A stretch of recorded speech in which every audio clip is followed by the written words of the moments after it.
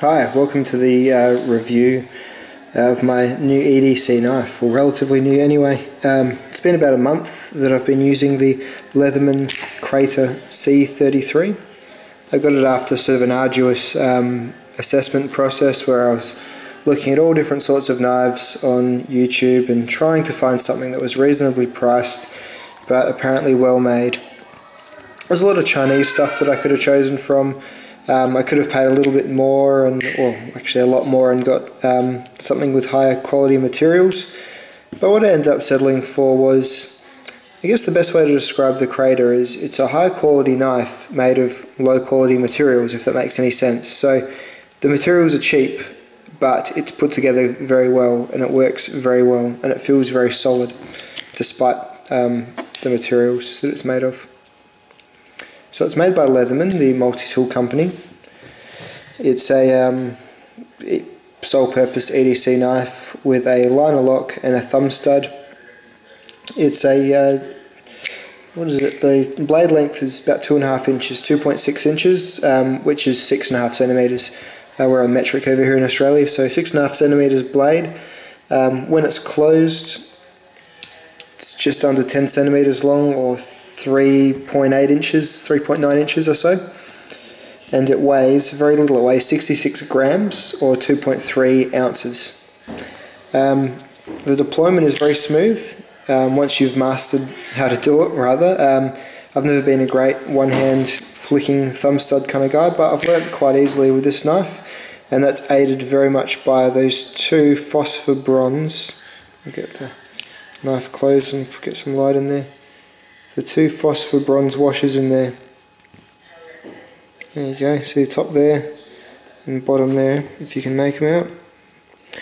Those would usually be Teflon in a knife at this price point. They're sizable and chunky, and make for very, very smooth deployment.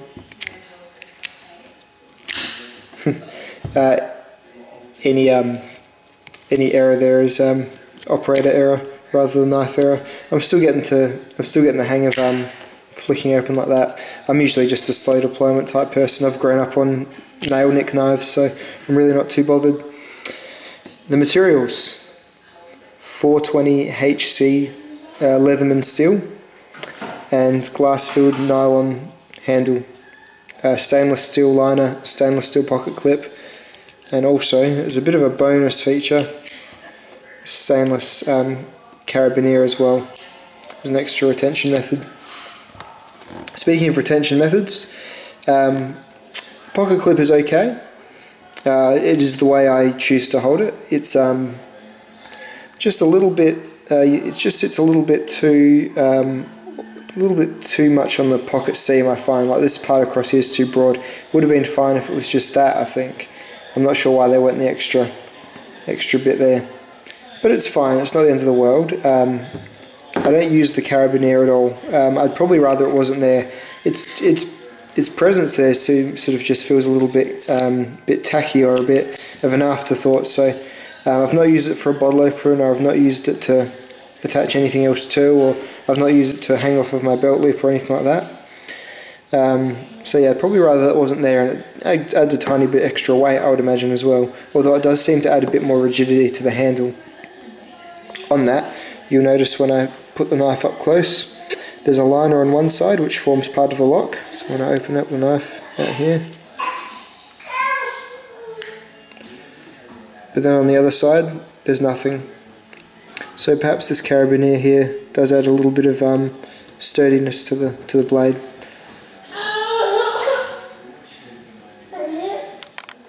This is how the knife sits in the pocket. And this is how you may hang the knife off a belt loop via the carabiner, if that was your choice to do so. The knife is very sharp. Despite its cheap steel, it's a high quality, it's a good version of 420 HC, and I found throughout the month the only treatment I've had to do to the blade is a leather strop. Comes out of the box fairly sharp, however when you get it I highly recommend you just apply about 30 seconds on each side of leather strop.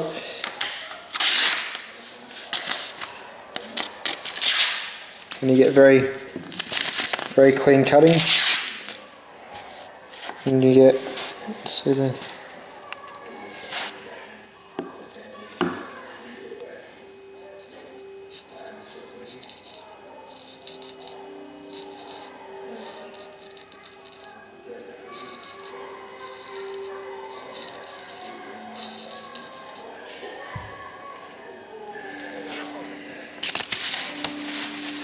You certainly get hair shaving sharp results as well, just with a brief strop on a piece of leather. As I said, I've been using it for EDC tasks for about a month, which has predominantly been cutting paper and cutting things like Gorilla Tape and paracord, things like that. Does all those jobs just fine. So the blade holds up quite well, seeing as it is a fairly low end steel. The same steel that I use in the multi-tools, which I must say I've never had any particular problems with. So as a cutter, it does very well. Comfort when you grip, not too bad. One hot spot is on this knuckle here. These edges are slightly sharp. That can be remedied by sandpapering. However, I don't have this knife in hand for long periods of time. I take it out, do a couple of cuts and put it back. If this was a whittling knife or something, it would be a catastrophic, epic fail, but because the nature of the knife is you're only using it from time to time, it's not too bad. Another hot spot is this pocket clip. Again, I'm not sure why they've brought it across so much. When I wrap my finger around there, the pocket clip does somewhat dig into the back of my finger here. However, once again, not the end of the world. The rest of the handle is quite comfortable, and the knife feels very light in hand. It's got open architecture. You can open up the knife with a Torx wrench. Deployment, as I said, is very smooth. The thumb stud has a bit of an edge to it, but it's enough to dig the end of your thumb into and flick out. When I was first opening this knife, I was trying to follow this track that they've given you here, which is manageable, but I find it better to just dig in and flick straight up rather than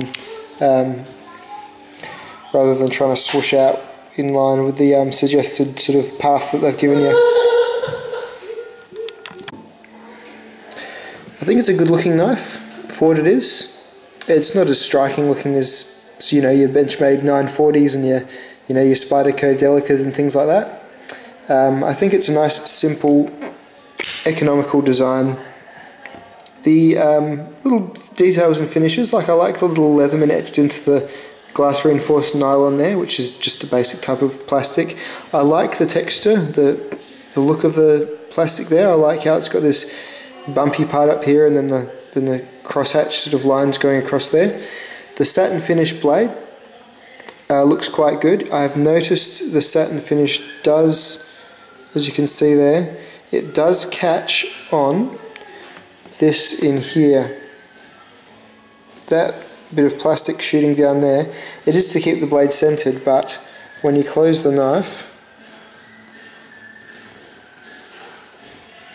it does just enough mark the blade. But I'm using this as a beta knife, so I'm not super bothered about that. This knife is very basic. It does what you need it to do. It's not something that you're going to show off to your friends and be proud of using, but then on the plus side, it's not something that's going to draw too much attention to the fact that you're carrying, you know, a locking one-hand opening pocket knife. It opens well. The handles could be a little bit grippier, but they're otherwise serviceable. The blade steel is lasting better than I thought it would. I was very hesitant. I was choosing at the last stages of buying a knife, I was choosing between this for $40 Australian dollars or the Spyderco Cat for $75 Australian dollars. Those are the cheapest prices I could find. 440C was in the Cat, and this is 420HC. 440C is a much better steel, and I was a bit down on this steel until I actually started using it and saw that it does hold its edge quite well. I don't really have a great deal of experience with many other steels, in fact, than the low end ones. I've not had any knives made of super steels, so perhaps I've just been spoilt by my own ignorance. However, I feel like a knife that's lasted me a month of daily use without needing more than a strop, I feel that's about as good a steel as you ever really need, isn't it? I don't know. If I used the knife a lot more on perhaps on more things like wood and things like that, perhaps it would be going duller quicker, but as it stands now, on the paper, duct tape, bits of cordage and rope that I've been using it on, it's done very well. So the Leatherman C33, you'll have a few other variations you can buy that have other tools. You've got ones with screwdrivers that shoot out here and here. You've got one with a blade launcher that you can slide your finger down and shoot the blade out.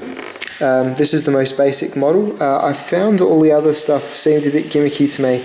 I even would drop the carabiner if I could and just have another perhaps stainless steel liner. But again, it's not the end of the world.